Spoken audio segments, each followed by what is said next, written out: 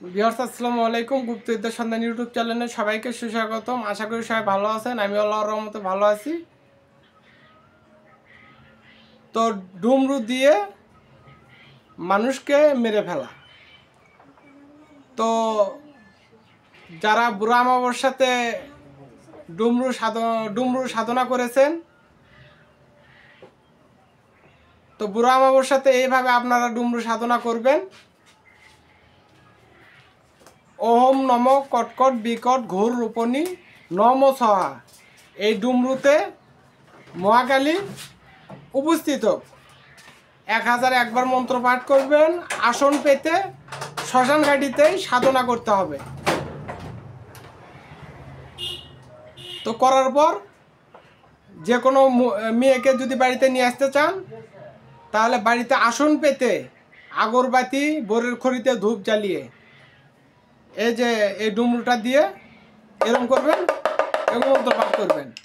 ওম নম কটকট বিকট ঘোর রূপণী অমুকের বেটি অমুক উপস্থিত কর। ওম নম কটকট বিকট ঘোর রূপণী অমুকের বেটি অমুক উপস্থিত কর। আর যদি মানুষকে মেরে ফেল দিতে চান, তো সেক্ষেত্রে তো এটা তো দিতে চাইতেছি না, তারপরে দিতে হয় ওম নম কটকট বিকট ঘোর রূপণী অমুকের বেটা অমুকের মৃত্যুধর, এবং ডুমরুতে ফুঁক দিবেন। ওম নম কটকট বিকট ঘোর রূপণী অমুকের বেটা অমুকের মৃত্যুধর। ওম নম কটকট বিকট ঘোর রূপণী অমুকের বেটা অমুকের মৃত্যুধর। তো আপনাদের কাছে হাত জোর করে অনুরোধ, কাউকে মেরে ফেল দিবেন না।